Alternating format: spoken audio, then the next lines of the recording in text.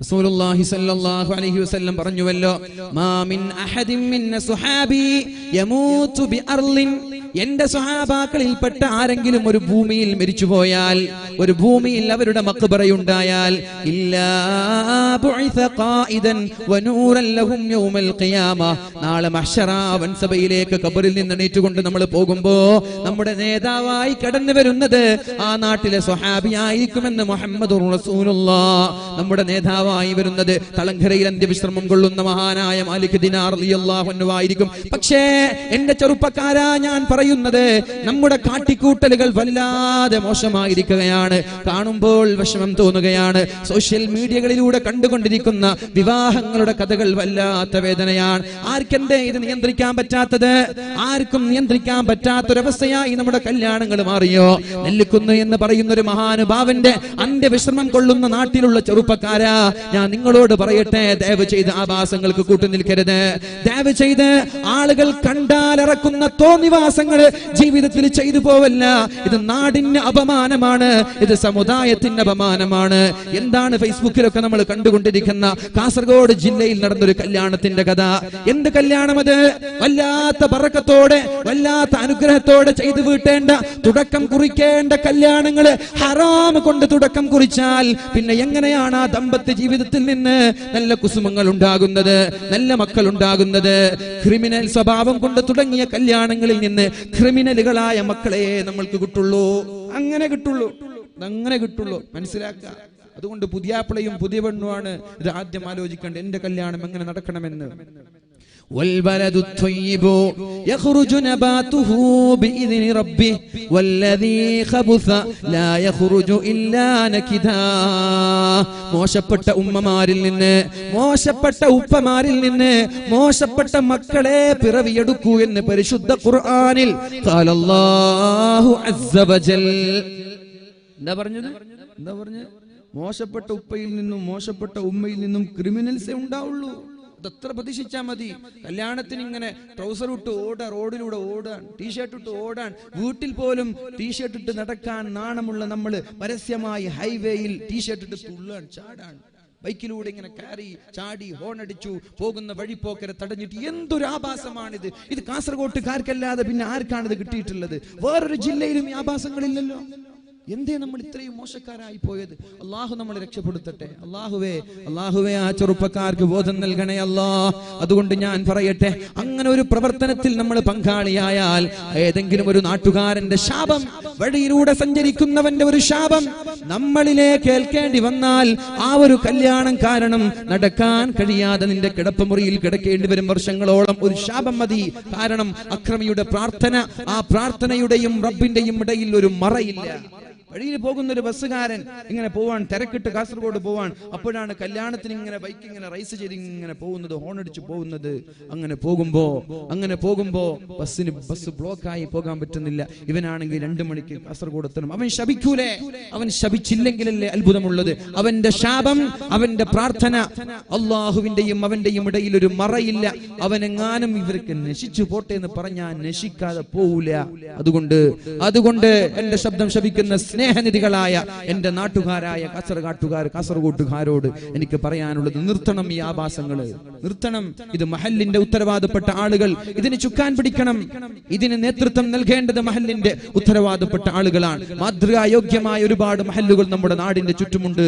എനിക്കറിയാം പല മഹല്ലുകളെയും. ഇങ്ങനെയുള്ള ആഭാസങ്ങൾ കാട്ടിയവരെ വർഷങ്ങളോളം മഹല്ലിൽ നിന്ന് മാറ്റി നിർത്തിയവർ, എന്നിട്ട് കൊഞ്ചി, എന്നിട്ട് ബെഗ് ചെയ്ത് യാചിച്ച് ലെറ്റർ നൽകി ഇനി ഞാൻ ആവർത്തിക്കൂല എന്ന് പറഞ്ഞിട്ട് മഹല്ലിലേക്ക് തിരിച്ചു കയറ്റിയ ആളുകൾ എനിക്കറിയാം. അതുകൊണ്ട് എന്റെ ഉത്തരവാദപ്പെട്ട കമ്മിറ്റി ഭാരവാഹികളോട്, ഉത്തരവാദപ്പെട്ട രാഷ്ട്രീയ നേതാക്കളോട് ഈ ആഭാസങ്ങൾക്കൊരു കൂച്ചു വിലങ്ങിടണം. അള്ളാഹു തൗഫീഖ് ചെയ്യട്ടെ. നമ്മൾ പറഞ്ഞു വന്നത്, ഇങ്ങനെയുള്ള മഹാന്മാരുടെ നാട്ടിൽ വെച്ചിട്ട് എന്തെങ്കിലും ഒരു കുരുത്തക്കേട് ചെയ്തു പോയാൽ അള്ളാഹുവിന്റെ ശാപം ഉണ്ടാവൂലേ? മസ്ജിദുൽ ഹറം ഒരു റക്അത്തിന് 1,00,000 പ്രതിഫലമാണ്. മസ്ജിദുൽ ഹറം, മക്കയിലെ മസ്ജിദുൽ ഹറമിൽ നിസ്കരിച്ചാൽ ഒരു റക്അത്തിന് 1,00,000 പ്രതിഫലമാണ്. മസ്ജിദുൻ നബവി ഒരു റക്അത്തിന് 1000 പ്രതിഫലമാണ്. എന്നാൽ അവിടെ തെറ്റ് ചെയ്താൽ എന്താ കിട്ടാൻ പോകുന്നത്? ഇതുപോലെ ഗൗരവമാണ്. നല്ല സ്ഥലങ്ങളിൽ നന്മ ചെയ്യുമ്പോൾ പ്രതിഫലമുള്ളതുപോലെ നല്ല സ്ഥലങ്ങളിൽ തെറ്റ് ചെയ്യുമ്പോൾ അള്ളാഹുവിന്റെ ശിക്ഷ വർദ്ധിക്കും. നല്ല സ്ഥലം എന്ന് പറയാൻ കാരണം അള്ളാഹു അനുഗ്രഹിച്ച നാടാണ് നമ്മുടെ കാസർഗോഡ്. ഒരു സ്വഹാബി അന്ത്യവിശ്രമം കൊള്ളുന്ന ജില്ലയാണ്. അള്ളാഹു അനുഗ്രഹിച്ച ഒരു നാടാണ്. ഈ നാട്ടിൽ വെച്ച് പേക്കൂത്തുകൾക്കും കോപ്രാട്ടിത്തരങ്ങൾക്കും കോമാളിത്തരങ്ങൾക്കും കൂട്ടുനിന്നാൽ അള്ളാഹു നമ്മൾ വെറുതെ വിടൂല. പടച്ചോനെ ഞങ്ങൾക്കൊക്കെ പുറത്തു തരണേ റബ്ബേ. ഈ ആഭാസങ്ങളിൽ നിന്ന് മാറി നിൽക്കാനുള്ള ബോധം അള്ളാഹുവേ നീ ഞങ്ങൾക്ക് നൽകണേ അല്ലാഹ്. എന്റെ സമയം ഇൻഷാ അല്ലാഹ് 1 മണിക്കൂർ കൂടിയാണ്. ഞാൻ എന്റെ വാക്കുകൾ ഒരുപാട് ദീർഘിക്കാൻ ആഗ്രഹിക്കുന്നില്ല. കാരണം നമ്മുടെ നാട്ടിൽ മാത്രമാണ് ഈ 10 മണിക്ക് പരിപാടി തുടങ്ങുന്ന ഒരു സിസ്റ്റം ഉള്ളത്. പല സ്ഥലത്തും 10:30 ആകുമ്പോൾ വാല് നിർത്തി പോരലാണ്. 10:30 ശേഷം പ്രസംഗിക്കാറില്ല. കാസർഗോഡ് ജില്ലയിൽ തുടങ്ങുന്നത് 10 മണിക്കാണ്. പിന്നൊന്നും പറയാൻ പറ്റൂലല്ലോ. അപ്പൊ ഏതായാലും ഒരു 11:20 ഒരു 1/2 മണിക്കൂർ ഇൻഷാ അല്ലാഹ് അല്ലാഹു തൗഫീഖ് ചെയ്യട്ടെ. നമ്മൾ പറഞ്ഞു വന്നത് മഹാനായ സഈദ് ഇബ്നു ജുബൈർ റളിയല്ലാഹു അൻഹുവിന്റെ ജീവിതത്തിലെ ഏറ്റവും പ്രയാസമേറിയ അനുഭവങ്ങളെ കുറിച്ചാണ്. സഈദ് റളിയല്ലാഹു അൻഹു ചിരിക്കാൻ തുടങ്ങി. അപ്പൊ ചോദിച്ചു, ലിമ തൽഹഖ്, വധിക്കാൻ പോകുമ്പോ മരിക്കാൻ പോകുമ്പോ ചിരിക്കുകയോ? അപ്പോഴാണ് പറഞ്ഞത്, ഞാൻ ചിരിച്ചത് അള്ളാഹുവിനോട് നീ കാണിക്കുന്ന ധിക്കാരമുണ്ടല്ലോ, അള്ളാഹുവിനോട് നീ കാണിക്കുന്ന ധിക്കാരമുണ്ടല്ലോ, ഇതൊക്കെ കണ്ടിട്ടും അള്ളാഹു നിന്നോട് ക്ഷമിക്കുകയാണല്ലോ, അത് കാണുമ്പോൾ എനിക്ക് ചിരി വരികയാണ്. എന്നിട്ട് അള്ളാഹുവിനോട് ദുആ ചെയ്തു, അല്ലാഹുമ്മ ലാ തുസല്ലിത് ഹാദൽ മുജ്രിമ അലാ അഹദിൻ ബഅദി. അല്ലാഹുവേ ഞാൻ മരിച്ചാൽ വേറെ ഒരാളെ വധിക്കാൻ ഇയാളുടെ കരങ്ങൾക്ക് നീ ശക്തി നൽകല്ലേ അല്ലാഹ്. മഹാനായ ഒരു ആലിമിന്റെ പ്രാർത്ഥനയാണിത്. അള്ളാഹുവിനെ പേടിക്കുന്ന സച്ചരിതയായ അള്ളാഹുവിനെ പേടിക്കുന്ന ഒരു ആലിമിന്റെ പ്രാർത്ഥനയാണിത്. അല്ലാഹുമ്മ ലാ തുസല്ലിത് ഹാദൽ മുജ്രിമ, ഈ കുറ്റവാളിക്ക്, ഈ ക്രിമിനലിന് ഇനി ഒരാളെ വധിക്കാൻ നീ ചാൻസ് നൽകരുത്, നീ അവസരം നൽകരുത്. ഇത് ദുആ ചെയ്ത ഉടനെ മഹാനായ സഈദ് ഇബ്നു ജുബൈർ റളിയല്ലാഹു അൻഹു എന്ന ആലിമിനെ, അള്ളാഹുവിനെ പേടിച്ച് ജീവിച്ച മുത്തഖിയെ വധിച്ചു, മണലാരുണ്യത്തിലേക്ക് എറിഞ്ഞു. പക്ഷേ അത്ഭുതം അവിടെ സംഭവിക്കുകയാണ്. എന്താണ് അത്ഭുതം എന്നറിയോ? അല്ലാഹു പറഞ്ഞില്ലേ, ബിസ്മില്ലാഹിർ റഹ്മാനിർ റഹീം, അം ഹസിബതും മാ തദ്ഖുലുൽ ജന്നഹ്, സ്വർഗ്ഗത്തിലേക്ക് വെറുതെ അങ്ങ് കയറാൻ പറ്റുമെന്ന് നിങ്ങൾ വിചാരിച്ചോ? സ്വർഗ്ഗം വെറുതെ പോവാൻ പറ്റുമെന്ന് വിചാരിച്ചോ? അത് പറ്റൂല. സ്വർഗ്ഗം എളുപ്പത്തിൽ കിട്ടൂല, അത് കിട്ടൂല. അതങ്ങനെയാണ്. അം ഹസിബതും, മഹാനായ ഖബ്ബാബ് ഇബ്നുൽ അറത്ത് റളിയല്ലാഹു അൻഹു അല്ലാഹുവിന്റെ ഹബീബിന്റെ സമീപത്തേക്ക് കടന്നു വന്നിട്ട്, അലാ തദ്ഉല്ലാഹ ലനാ അലാ തസ്തൻസിറു ലനാ, നബിയേ ഞങ്ങൾക്ക് വേണ്ടി അല്ലാഹുവിനോട് ദുആ ചെയ്തുകൂടെ? നമ്മൾക്ക് വേണ്ടി അല്ലാഹുവിനോട് സഹായം ചെയ്തുകൂടെ? എത്ര കാലമാണ് ഈ പീഡനങ്ങൾ സഹിക്കുന്നത്? എത്ര കാലമാണ് ഈ പരീക്ഷണങ്ങൾ സഹിക്കുന്നത്? മടുത്തു നബിയേ, മടുത്തു, ഇനി സഹിക്കാൻ കഴിയില്ല നബിയേ. അതുകൊണ്ട് അല്ലാഹുവിനോട് ദുആ ചെയ്യണം. ആരാണ് ഖബ്ബാബ് എന്നറിയോ? ഇസ്ലാമിലേക്ക് കടന്നു വന്നതിന്റെ പേരില് വലിയ നീളമുള്ള അടുപ്പുണ്ടാക്കുകയാണ്, അടുപ്പ് കൂട്ടുകയാണ്, അതിൽ തീ പുകയ്ക്കുകയാണ്, മരങ്ങളിടുകയും അതിലേക്ക് എണ്ണ ഒഴിക്കുകയും എന്നിട്ട് കത്തിച്ചൊലിക്കുന്ന വലിയൊരു അടുപ്പുണ്ടാക്കുകയാണ്. എന്നിട്ട് മഹാനായ ഖബ്ബാബ് ഇബ്നുൽ അറത്ത് റളിയല്ലാഹു അൻഹുവിന്റെ കുപ്പായം അഴിച്ചു മാറ്റുകയാണ്.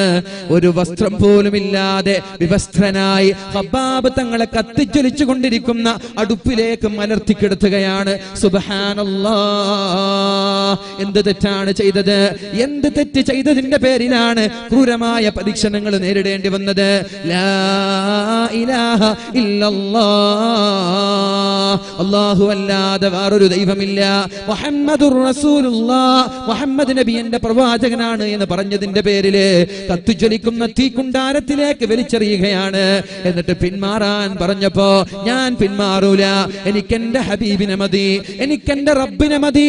നിങ്ങൾക്ക് എന്റെ ശരീരത്തെ തീയിലിട്ട് കരിച്ച് കൊല്ലാൻ സാധിച്ചാലും എന്റെ ഈമാനിക ആവേശം അല്പം പോലും കുറക്കാൻ പറ്റൂല എന്ന് തീയിൽ കിടന്ന് ഉച്ചൈസ്തരം പ്രഖ്യാപിച്ച മഹാനായ ഖബ്ബാബ് ഇബ്നുൽ അറത്ത് റളിയല്ലാഹു അൻഹുവിന്റെ നെഞ്ചത്തേക്ക് ആഞ്ഞു ചവിട്ടുകയാണ്. താഴെ മുഴുവനും തീയാണ്.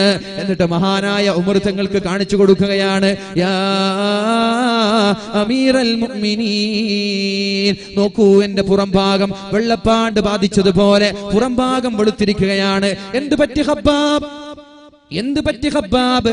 എന്റെ പുറംഭാഗത്ത് സംഭവിച്ചത്? അപ്പോഴാണ് മഹാനായ ഖബ്ബാബ് തങ്ങൾ പറഞ്ഞത്, അമീറുൽ മുഅ്മിനീൻ, ഇസ്ലാമിലേക്ക് കടന്നു വന്നത് കാരണം എന്നെ തീയിലിട്ട് കരിച്ചതാണ് ഉമറേ, തീയിലിട്ട് കരിച്ചതാണ് ഉമറേ. ബിലാൽ തങ്ങളെ രക്ഷപ്പെടുത്താൻ സിദ്ദീഖ് തങ്ങൾ ഉണ്ടായിട്ടില്ലേ? എന്നെ രക്ഷപ്പെടുത്താൻ ഒരാൾ പോലും ഉണ്ടായിട്ടില്ല. ബിലാൽ തങ്ങള് അൽമാ അൽമാ, വെള്ളം തരുമോ, വെള്ളം തരുമോ, ദാഹിച്ചു വലഞ്ഞുകൊണ്ട് ശക്തമായി ചുട്ടുപൊള്ളുന്ന മരുഭൂമിയിലെ മണലാരുണ്യത്തിൽ വിവസ്ത്രനായി വലിച്ചു കൊണ്ടുപോകുമ്പോ, ശരീരത്തിലേക്ക് പാറക്കല്ലുകൾ വെച്ചപ്പോ, ശരീരത്തിലേക്ക് തിളച്ചു മറിയുന്ന വെള്ളമൊഴിച്ചപ്പോ, ചാട്ടവാറ് കൊണ്ട് ശരീരത്തിലേക്ക് ആഞ്ഞടിച്ചപ്പോ, ഇസ്ലാമിൽ നിന്ന് പിന്മാറാതെ ദാഹം സഹിക്കാൻ കഴിയാതെ അൽമാ അൽമാ, വെള്ളം തരുമോ, വെള്ളം തരുമോ എന്ന് പറഞ്ഞപ്പോ ഫറഫഅ സൗബഹു, തന്റെ കുപ്പായം ഉയർത്തിയിട്ട് വെള്ളത്തിന് വേണ്ടി ദാഹിച്ചു നിൽക്കുന്ന ബിലാൽ തങ്ങളുടെ വായയിലേക്ക് മൂത്രമൊഴിച്ചു കൊടുത്തു. ഏത് വായ എന്നറിയോ? കഅബയുടെ കഅബയുടെ കില്ലയിൽ കയറിയിട്ട്, കഅബയുടെ മുകളിൽ കയറിയിട്ട് അല്ലാഹു അക്ബർ അല്ലാഹു അക്ബർ അല്ലാഹു അക്ബർ അല്ലാഹു അക്ബർ എന്ന മധുരിതമായ ബാങ്കിന്റെ വിളികൾ എല്ലാ സമയങ്ങളിലും അനുഷ്ഠിച്ചിരുന്ന മഹാനായ ബിലാലിന്റെ വായയിലേക്കാണ് ആ ശത്രുക്കൾ മൂത്രമൊഴിച്ചു കൊടുക്കുന്നത്. എന്നാൽ ആ സമയത്ത് ബിലാൽ തങ്ങളെ രക്ഷപ്പെടുത്താൻ സിദ്ദീഖ് തങ്ങൾ ഓടി വന്നിട്ടില്ലേ? എന്നെ രക്ഷപ്പെടുത്താൻ ഒരാളും ഉണ്ടായിട്ടില്ല, ഞാൻ തീയിലിങ്ങനെ കരിഞ്ഞു പോയി എന്ന് മഹാനായ ഖബ്ബാബ് തങ്ങൾ അമീറുൽ മുഅ്മിനീനോട് പറഞ്ഞിട്ടുണ്ടെങ്കിൽ, ആ ഖബ്ബാബ് തങ്ങളാണ് അല്ലാഹുവിന്റെ ഹബീബിനോട് പറയുന്നത്, അലാ തദഉല്ലാഹ ലനാ യാ റസൂലല്ലാഹ്, നബിയേ ഞങ്ങൾക്ക് വേണ്ടി ഒന്ന് ദുആ ചെയ്തുകൂടെ, ഞങ്ങൾക്ക് വേണ്ടി അല്ലാഹുവിനോട് പ്രാർത്ഥിച്ചുകൂടെ, ഞങ്ങൾക്ക് വേണ്ടി അല്ലാഹുവിനോടൊന്ന് സഹായം ചോദിച്ചുകൂടെ? അപ്പോഴാണ് അല്ലാഹുവിന്റെ ഹബീബ് ഈ പുറംഭാഗം കത്തിക്കരിഞ്ഞ ഖബ്ബാബിന് തിരിച്ചൊരു ആയത്ത് ഓതി കൊടുക്കുന്നത്. കേൾക്കൂ സഹോദര, കാസർഗോട്ടുകാരാ, ഒന്ന് ചെവി തുറന്ന് കേൾക്ക്. എന്റെ സഹോദരിമാരെ ചെവി തുറന്ന് കേൾക്ക്. എന്തെങ്കിലും ഒരു തലവേദന വരുമ്പോ, ഒരു നടുവേദന വരുമ്പോ, ഒരു പനി വരുമ്പോ, കടക്കണി വരുമ്പോ, മക്കൾ മരിച്ചു പോകുമ്പോ, ഭർത്താവ് മരിച്ചു പോകുമ്പോ, ബിസിനസ് തകരുമ്പോ, പരാജയം രുചിക്കുമ്പോ, അള്ളാഹുവിനെ കുറിച്ച് പരാതി പറയുന്ന ആളുകൾ, അള്ളാഹുവിനെ കുറ്റപ്പെടുത്തുന്ന ആളുകൾ, അള്ളാഹു എന്നോട് മാത്രം എന്തിനാണ് ഇങ്ങനെ ചെയ്യുന്നതെന്ന് പറയുന്ന ആളുകൾ, കേൾക്കൂ എന്താണ് അള്ളാഹുവിന്റെ ഹബീബ് പറയുന്നത്. ബിസ്മില്ലാഹിർ റഹ്മാനിർ റഹീം, അം ഹസിബ്തും അൻ തദ്ഖുലുൽ ജന്ന. ഖബ്ബാബേ, ഖബ്ബാബേ, വെറുതെ അങ്ങ് സ്വർഗ്ഗത്തിലേക്ക് കടക്കാൻ പറ്റുമെന്ന് കരുതിയോ? വലം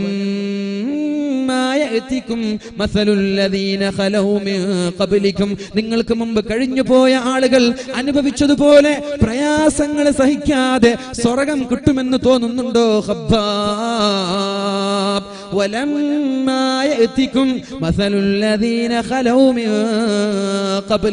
നിങ്ങൾക്ക് മുമ്പ് കഴിഞ്ഞു പോയ പൂർവസൂരികളായ പ്രവാചകന്മാർ, അവരുടെ സമുദായക്കാർ, അവർ അനുഭവിച്ച പ്രയാസങ്ങൾ സഹിക്കാതെ എന്താണ് അവർ അനുഭവിച്ചതെന്നറിയോ?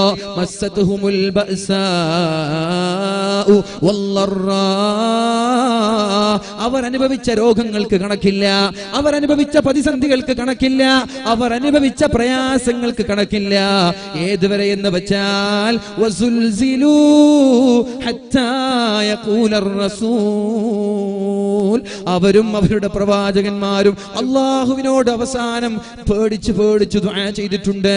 വസുൽസിലൂ വസുൽസിലൂ, പേടിച്ചിട്ട് അവരുടെ കൈകാലുകൾ വിറച്ചു പോയിട്ടുണ്ട്, അവരുടെ കാലുകൾ പ്രകമ്പനം കൊണ്ടിട്ടുണ്ട്. എന്നിട്ട് ഹത്താ യഖൂലർ റസൂൽ, അവരുടെ കൂടെയുള്ള പ്രവാചകൻ അല്ലാഹുവിനോട് ദുആ ചെയ്യാൻ തുടങ്ങി. മതാ നസ്റുല്ലാഹ്, അല്ലാഹുവേ എന്നാണ് സഹായിക്കുക, അല്ലാഹുവേ എന്നാണ് സഹായിക്കുക, എന്നാണ് നിന്റെ സഹായം ഞങ്ങളിലേക്ക് വരുന്നത് എന്ന് പ്രവാചകന്മാരും സമുദായക്കാരും അല്ലാഹുവിനോട് കരഞ്ഞു ദുആ ചെയ്തപ്പോ അല്ലാഹു പറഞ്ഞ മറുപടി, ക്ഷമിക്കുവീൻ, ക്ഷമിക്കുവീൻ. നമ്മളോട് തന്നെ പറയാനുള്ളത് ക്ഷമയാണ് ഒരു മുഅ്മിനിന്റെ ലക്ഷണം. ക്ഷമയാണ് ഒരു മുഅ്മിനിന്റെ മുഖമുദ്ര. ക്ഷമയാണ്. പരീക്ഷണം വരുമ്പോ പെട്ടെന്ന് അങ്ങോട്ട് എടുത്തു ചാടല്ല. ക്ഷമിക്കണം, അള്ളാഹുവിന് വേണ്ടി ക്ഷമിക്കണം. വബദനുൻ അലൽ ബലാഇ സ്വാബിർ. പ്രയാസങ്ങൾ ഉണ്ടാകുമ്പോ, മാരകമായ രോഗങ്ങൾ ഉണ്ടാകുമ്പോ, ശക്തമായ കടക്കണികൾ ഉണ്ടാകുമ്പോ തൂങ്ങി മരിക്കലല്ല, അതൊരു പരിഹാരമല്ല. എത്ര ആളുകൾ മുസ്ലിം ചെറുപ്പക്കാർ വലിയ കടക്കണികൾ ഉണ്ടാകുമ്പോ ഒരു തുണ്ട് കാറിൽ ജീവിതം ഒടുക്കുന്ന ആളുകളില്ലേ?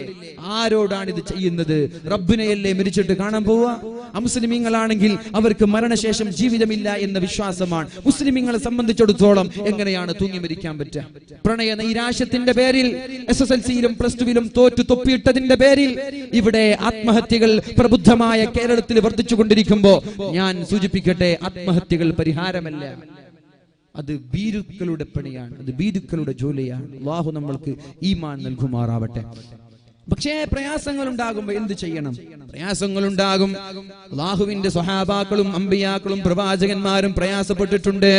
അപ്പോൾ അവർ അല്ലാഹുവിനോട് ദുആ ചെയ്യുകയാണ്, മതാ നസ്റുല്ലാഹ്, അല്ലാഹുവേ ഒന്ന് സഹായിച്ചുകൂടെ, എന്നാ നിന്റെ സഹായം ഉണ്ടാവുക. അപ്പൊ അല്ലാഹു പറഞ്ഞു, വിഷമിക്കേണ്ട, അലാ ഇന്ന നസ്റുല്ലാഹി ഖരീബ്, താമസിയാതെ അല്ലാഹുവിന്റെ സഹായം വരും. പക്ഷേ നിങ്ങൾ ചെയ്യേണ്ടത് അല്ലാഹുവിന് വേണ്ടി ക്ഷമിച്ചു നിന്നാൽ അല്ലാഹുവിന്റെ സഹായം ഉണ്ടാകും. എടുത്തു ചാടരുത്. Think twice before leave. എടുത്തു ചാടുന്നതിന് മുമ്പ് 2 വട്ടം ചിന്തിക്കണം എന്നൊരു പ്രോവർബ്, അത് മുസ്ലിമുകൾക്ക് പറ്റിയതാണ്. ലാ യുൽദഉൽ മുഅ്മിനു മിൻ ജുഹ്രിൻ വാഹിദ്. ഒരു മാളത്തിൽ നിന്ന് 2 തവണ ഒരാൾ കടിക്കപ്പെട്ടാൽ അയാൾ മുഅ്മിനല്ല എന്ന് പരിശുദ്ധ റസൂൽ സല്ലല്ലാഹു നബി തങ്ങൾ ഒരാൾ വധിക്കാൻ ശ്രമിച്ചു. നബി തങ്ങൾ അയാളെ വിട്ടു. ഇനി ഞാൻ ഒരിക്കലും നബിയെ നിങ്ങളെ ഞാൻ ഒന്നും ആക്രമിക്കൂല, നിങ്ങളോട് ഞാൻ യുദ്ധം ചെയ്യൂല എന്ന് പറഞ്ഞ് നബി തങ്ങൾ വിട്ടു. കുറച്ചു കഴിഞ്ഞപ്പോ 2ാമതൊരു യുദ്ധം നടന്നു. അവിടെയുമുണ്ട് അള്ളാഹുവിന്റെ ഹബീബിനെതിരെ വാളെടുത്തു. നബി തങ്ങൾ പിടിച്ചപ്പോ മാപ്പ് നബിയെ, ഞാൻ ഇനി ചെയ്യൂല. നബി തങ്ങൾ തലവെട്ടാൻ ഓർഡർ കൊടുത്തു. ലാ യുൽദഉൽ മുഅ്മിനു മിൻ ജുഹ്രിൻ വാഹിദ്. ഒരു മാളത്തിൽ നിന്ന് 2 തവണ ഒരാൾ കടിക്കപ്പെട്ടാൽ അയാൾ മുഅ്മിനല്ല. ഞാൻ നിന്നെ വിട്ടാൽ നീ എന്നെ കുറിച്ച് പറയാൻ പോകുന്ന ഹദീസാണ് ലാ യുൽദഉൽ മുഅ്മിനു മിൻ ജുഹ്രിൻ വാഹിദ്. തലവെട്ടിക്കളഞ്ഞു അല്ലാഹുവിന്റെ ഹബീബ് സല്ലല്ലാഹു. അതുകൊണ്ട് ആലോചിക്കാതൊന്നും ചെയ്യരുത്. അല്ലാഹു നമ്മൾക്ക് ഈമാനും ഈമാനിക ആവേശവും നൽകി അനുഗ്രഹിക്കട്ടെ. ക്ഷമയാണ് ഒരു മുഅ്മിനിന്റെ മുഖമുദ്ര. നാട്ടിൽ എന്തൊക്കെ പ്രയാസങ്ങൾ കേൾക്കുമ്പോ, വെല്ലുവിളികൾ കേൾക്കുമ്പോ, പ്രതിസന്ധികൾക്ക് മുന്നിൽ ജീവിക്കുമ്പോ അത് തരണം ചെയ്യാൻ നമ്മൾക്ക് വേണ്ടത് ഈമാനും ക്ഷമിക്കുന്ന ശരീരവുമാണ്. അതുകൊണ്ടാണ് വബദനുൻ അലൽ ബലാഇ സാബിർ. എന്ത് പ്രയാസം വന്നാലും ക്ഷമിക്കാൻ പറ്റുന്ന ഒരു ശരീരം നിങ്ങൾക്കുണ്ടോ, നിങ്ങൾ ഭാഗ്യവാന്മാരാണെന്ന് അല്ലാഹുവിന്റെ ഹബീബ് നമ്മളോട് പഠിപ്പിച്ചു. അല്ലാഹു നമ്മൾക്ക് അങ്ങനെ ഒരു ശരീരമാക്കി നമ്മുടെ ശരീരത്തെ മാറ്റട്ടെ. അപ്പൊ സഹായം ചോദിക്കാൻ ആര്? ഹബ്ബാബ് തങ്ങള്. നബി തങ്ങൾ പറഞ്ഞു, പേടിക്കണ്ട, അലാ ഇന്ന നസ്റുല്ലാഹി ഖരീബ്, അല്ലാഹുവിന്റെ സഹായം താമസിയാതെ ഉണ്ടാകും. അങ്ങനെയാണ് 7 വർഷം കഴിഞ്ഞപ്പോൾ മക്കയിലേക്ക് തിരിച്ചു വന്ന് മക്ക എന്ന് പറയുന്ന പട്ടണം, അവരുടെ പഴയ ഗ്രാമം മുസ്ലിമീങ്ങൾ പിടിക്കുന്നത്. അലാ, ക്ഷമിക്കാൻ തയ്യാറായാൽ ഇന്ന നസ്റുല്ലാഹി ഖരീബ്, അല്ലാഹുവിന്റെ സഹായം താമസിയാതെ ഉണ്ടാകും. മഹാനായ സഈദ് ഇബ്നു ജുബൈർ റളിയല്ലാഹു അൻഹു അല്ലാഹുവിനോട് ദുആ ചെയ്യുകയാണ്, റബ്ബേ, അല്ലാഹുവേ, എന്റെ മരണശേഷം ഒരാളെയും വധിക്കാൻ ഇയാൾക്ക് അവസരം നൽകരുത്. അദ്ദേഹം മരിച്ചു. അന്ന് രാത്രി ഉറങ്ങാൻ കിടന്നു. തന്റെ വിരിപ്പുമെടുത്ത് ബെഡിൽ ഉറങ്ങാൻ കിടന്നു. ശരീരമാസകലം മറച്ചു ഉറങ്ങാൻ കിടക്കുമ്പോഴേക്കും ഞെട്ടി ഒരു ഉണരൽ. എന്ത്? സഈദ് റളിയല്ലാഹു അൻഹു സ്വപ്നത്തിലൂടെ കടന്നു വരികയാണ്. എന്തിനാണ് എന്നെ കൊന്നത്? സഈദ് റളിയല്ലാഹു അൻഹു സ്വപ്നത്തിലൂടെ കടന്നു വരികയാണ്. എന്തിനാണ് എന്നെ കൊന്നത്? എന്ത് തെറ്റിന്റെ പേരിലാണ് എന്നെ കൊന്നത്? ഉറക്കം കിട്ടിയില്ല. കണ്ണു ചിമ്മുമ്പോഴേക്കും സഈദ് തങ്ങൾ ഉറക്കത്തിലൂടെ വന്ന് പേടിപ്പിക്കുകയാണ്. 1 ദിവസം കഴിഞ്ഞു, 2 ദിവസം കഴിഞ്ഞു. 2ാമത്തെ ദിവസവും ഉറങ്ങാൻ കിടക്കുമ്പോ സഈദ് റളിയല്ലാഹു അൻഹു വന്ന് ചോദിക്കുകയാണ്, എന്തിനാണ് എന്നെ കൊന്നത്? എന്റെ രക്തത്തിന്റെ പ്രതികാരം എനിക്ക് വേണം. എന്തിനാണ് എന്നെ കൊന്നത്? ഇത് ചോദിച്ചപ്പോ പേടിച്ചു ഞെട്ടി ഉണരുകയാണ്. ഹജ്ജാജ് ഇബ്നു യൂസുഫ് എന്ന് പറയുന്ന ക്രൂരനായ ഭരണാധികാരി 3 ദിവസം സംഭവിച്ചോ 30 ദിവസക്കാലം സഈദ് ഇബ്നു ജുബൈർ റളിയല്ലാഹു അൻഹു ലോകത്തോട് വിട പറഞ്ഞതിന് ശേഷം 30 ദിവസത്തെക്കാൾ കൂടുതൽ മഹാനായ സഈദ് തങ്ങളുടെ വഫാത്തിന്റെ ശേഷം ഹജ്ജാജ് ജീവിച്ചിട്ടില്ല. ആ 30 രാത്രിയിൽ ഒരുപോലെ കണ്ണടച്ചിട്ടില്ല. എന്നിട്ട് പറയായിരുന്നു മാലി വലിദമി സഈദ്, വേണ്ടായിരുന്നുവല്ലോ ഈ സഈദിനെ കൊല്ലേണ്ടായിരുന്നല്ലോ, വെറുതെയായിരുന്നു ഈ സഈദിനെ കൊന്നത്. സഈദിനെ കൊന്നതിന് ശേഷം എനിക്ക് സ്വസ്ഥത ലഭിച്ചിട്ടില്ല, സഈദിനെ കൊന്നതിന് ശേഷം എനിക്ക് ഉറക്കം ലഭിച്ചിട്ടില്ല. മാലി വലിദമി സഈദ്, ഇത്രയും ഇതുവരെ ആയിരക്കണക്കിന് ആളുകളെ കൊന്നു കൊല വിളിച്ചിട്ട് പ്രയാസമില്ലാതെ എനിക്ക് സഈദിനെ കൊന്നപ്പോൾ പ്രയാസമുണ്ടായല്ലോ, അതുകൊണ്ട് വേണ്ടായിരുന്നു എന്ന് പറഞ്ഞിട്ട് ഉറക്കില്ലാതെ ഊണില്ലാതെ വിശ്രമമില്ലാതെ 30 ദിവസം തള്ളി നീക്കി 30ാമത്തെ ദിവസം ലോകത്തോട് വിട പറഞ്ഞു പോവുകയാണ്. അതിനുശേഷം ഒരാളെയും വധിക്കാൻ ഹജ്ജാജിന് അല്ലാഹു അവസരം കൊടുത്തിട്ടില്ല. ഇതാണ് ആലിമീങ്ങളുടെ ദുആ. പക്ഷേ ഞാൻ ഇത് പറഞ്ഞത് എന്തെന്നറിയോ? ഇത് പറയാനുള്ള കാരണം അല്ലാഹു ചില ആളുകൾക്ക് പരീക്ഷണം നൽകുന്നത് അയാൾക്ക് ഉന്നതമായ തട്ട് സ്വർഗ്ഗത്തിൽ നൽകാനാണ്.